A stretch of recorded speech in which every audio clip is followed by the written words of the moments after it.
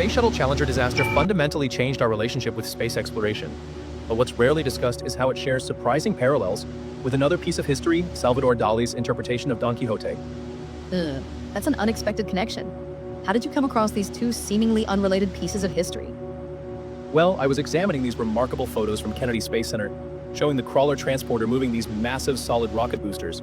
We're talking about 149-foot-tall structures being precisely maneuvered like giant chess pieces. The engineering precision required was just staggering. You know what's particularly haunting about those images?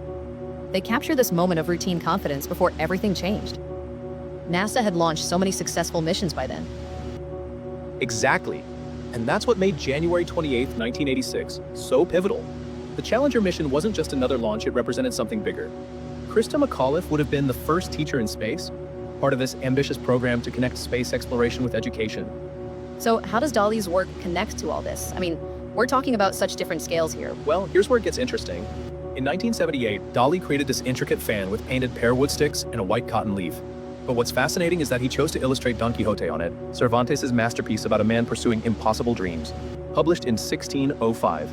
That's such a powerful parallel, both stories dealing with the pursuit of seemingly impossible dreams, though with very different outcomes. Right, and both represent different aspects of human ambition. The space program was pushing the boundaries of physical possibility, while Dali was pushing artistic boundaries. The Challenger disaster claims 7 lives, each person representing our collective drive to explore and achieve. And the way we preserve these memories is telling too. Both the Challenger photos in the Smithsonian and Dali's fan in the Fan Museum are treated with equal reverence. You know what's particularly significant? The timing of these artifacts. The Challenger photos capture those final moments, before we had to completely reassess our approach to space exploration. And Dali's fan, created near the end of his career, shows an artist looking back at a classical work that had inspired generations. Like two different lenses showing us the same human truth, our endless drive to reach beyond our grasp. Exactly. And both tell us something profound about risk and reward. The space program shows us the physical risks we take in pursuit of knowledge, while Don Quixote, through Dali's interpretation, shows us the emotional risks we take chasing our dreams. And neither story ended with failure, did they? The space program continued, and Don Quixote's story still inspires new interpretations. That's what makes these artifacts such powerful teaching tools. They remind us that progress, whether technological or artistic, always comes with risks. The Challenger disaster led to crucial safety improvements in space exploration, just as Don Quixote's failures ultimately led to greater wisdom. 3 ordinary objects, a vase, a ceiling, and a pot, might seem unremarkable, but they reveal an extraordinary truth about human civilization that spans over 5,000 years. That's such an intriguing way to look at artifacts. What specifically connects these pieces across such vast stretches of time? Well, let's start with this fascinating celery vase from 1830. Now, before you laugh, yes, a vase specifically for celery was actually a huge status symbol. These weren't just simple containers. They were intricately designed pieces that wealthy families would prominently display during dinner parties. So you're telling me celery was basically the caviar of its day? Exactly right. And what's even more interesting is how these specialized serving pieces reflected the complex social hierarchies of the time. The quality of the vase, its material, even its placement on the table, all of these elements would have been carefully scrutinized by dinner guests who understood this subtle language of status. That really makes me wonder what everyday objects from our time will seem just as peculiar to future generations. Well, speaking of remarkable objects, let's jump back to 1524 to the Hall of the Horses at Palazzo Te. This ceiling, created by Giulio Romano, is literally a masterpiece within a masterpiece. The entire surface is divided into geometric squares, each containing different scenes from classical mythology. Oh wow, so how did they manage such intricate woodwork with the tools they had available then? That's where it gets fascinating. These craftsmen worked on scaffolding, often in poor lighting, using hand tools to create these incredibly detailed designs. They needed to understand not just woodworking, but also complex classical symbolism and Renaissance artistic principles. So, it's really challenging our modern assumptions about historical technological capabilities. And that brings us to our oldest piece, the scarp-solving pottery vessel from around 3200 BC. This isn't just any Stone Age pot, it's decorated in the sophisticated Troll-de-Bjerg style, showing remarkable geometric precision that would be challenging to achieve even with modern tools. That's really making me rethink what we assume about Stone Age capabilities. Well, here's what's truly remarkable. These 3 pieces form a kind of timeline of human creativity. The celery vase tells us about class dynamics, the Palazzo Te ceiling reveals Renaissance worldviews, and the scarp-solving vessel shows us that even in the Stone Age, people weren't just focused on survival. So, in essence, these objects are like time capsules of human creativity and social values? Exactly, and they demonstrate both change and continuity in human culture. While materials and techniques evolved, the fundamental human desire to create beauty has remained constant throughout millennia. Just as we're fascinated by a celery vase from the 1830s, future generations might be equally intrigued by our specialized coffee makers or smartphones. That's such a thought-provoking way to look at material culture through time. These aren't just objects, they're windows into entire societies. And you know what's particularly fascinating? Each piece represents not just technical capabilities, but entire belief systems and cultural values. The celery vase wasn't just about displaying vegetables, it was about displaying wealth and social status. The Palazzo Te ceiling wasn't just decoration, it was a statement about power, knowledge, and classical learning. Depicting themselves as half human, half animal beings that completely challenges our understanding of early human cognition. That's fascinating. You're talking about these therianthrope figures, right? The sophistication of these hybrid representations is remarkable. Exactly, and what's really compelling is how these weren't just artistic expressions, they were documenting a complex understanding of consciousness and identity. The hunters at Liang Karampuang created these incredible scenes showing themselves transformed into part animal beings while hunting. Tell me more about how modern technology is helping us understand these ancient artworks. Well, that's where this amazing de-stretch enhancement technology comes in. It's revealing details in these paintings that have been invisible for thousands of years. For instance, at Liang Karampuang, they've uncovered intricate details in a pig motif that shows remarkable anatomical accuracy. Technology uses specialized algorithms to enhance color contrast and reveal pigments that time has nearly erased. So we're essentially using 21st century technology to have a conversation with our ancestors? Exactly. And what's particularly fascinating is how these ancient artistic expressions connect directly to later philosophical ideas. Take Rousseau's concept of the noble savage. It's exploring similar themes about humanity's relationship with nature, just through a different lens. These early artists were literally depicting themselves as beings who could bridge the gap between human and animal worlds. You know, that makes me think about how we still use animal imagery in modern culture, from sports mascots to superhero characters.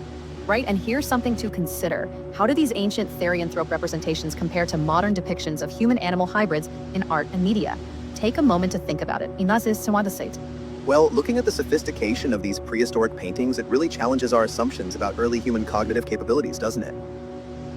Absolutely right. And the evidence suggests these weren't isolated artistic expressions. We've found similar therianthropic representations across different continents and time periods, suggesting this was a fundamental way humans understood their relationship with the natural world. It's like discovering a universal human language of symbolic representation. That's really interesting. How would you say these ancient depictions might inform our current environmental challenges? That's actually a crucial point. These artists saw themselves as part of nature, not separate from it. They understood their role as both predator and prey, as beings who could move between different realms of existence. In our current climate crisis, maybe we need to rediscover some of that perspective. This idea that we're not just observers of nature, but integral parts of it. You know, it's remarkable how these fundamental questions about human existence and our relationship with nature have persisted across millennia. And here's something to ponder. What would these ancient artists think about our modern relationship with nature? Consider how our understanding has evolved, or perhaps hasn't, over thousands of years. That's such a thought-provoking question, especially considering how disconnected many of us have become from the natural world. Exactly, and that brings us to our key takeaway.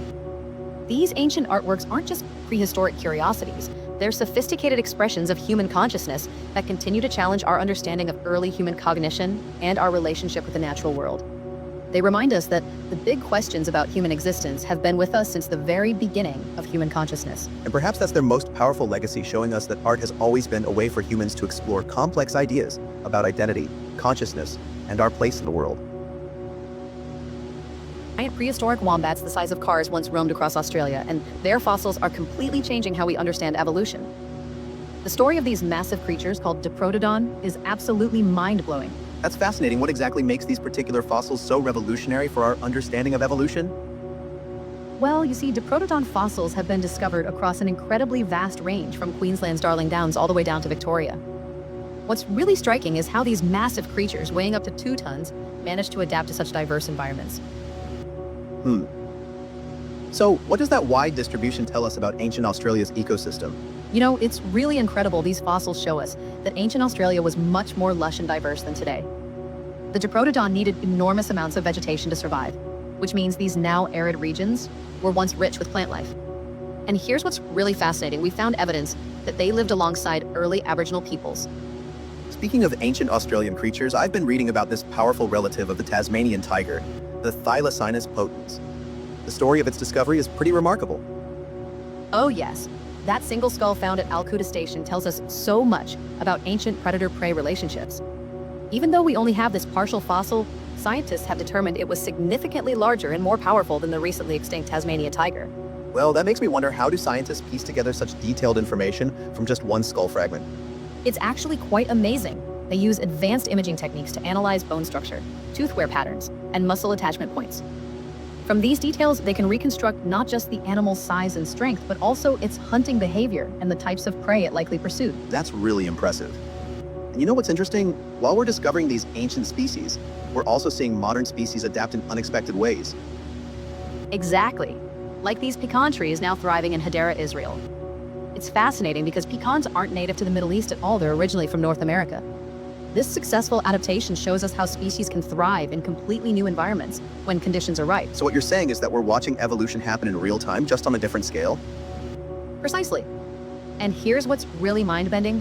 While the Diprotodon took hundreds of thousands of years to adapt to different Australian environments, we're now seeing species adapt to new conditions within decades. It really highlights how environmental changes are accelerating. It's quite a sobering thought when we consider current climate changes and their impact on species adaptation. You know, that's exactly why these discoveries are so crucial. Understanding how species like Diprotodon responded to environmental changes helps us predict how modern species might adapt or fail to adapt to rapid changes in their environments. Looking at all this evidence, what would you say is the most surprising connection between these ancient and modern examples? Well, I think it's how both stories show us that success in one era doesn't guarantee survival in another. The Diprotodon dominated Australia for millions of years until conditions changed too quickly.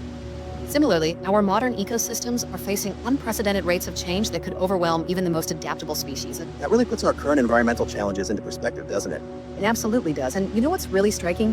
Whether we're looking at Diprotodon fossils or pecan trees in Israel, we're seeing the same fundamental principles of adaptation at work. The only real difference is the timescale and the speed of change. So what do you think these insights tell us about the future of species adaptation?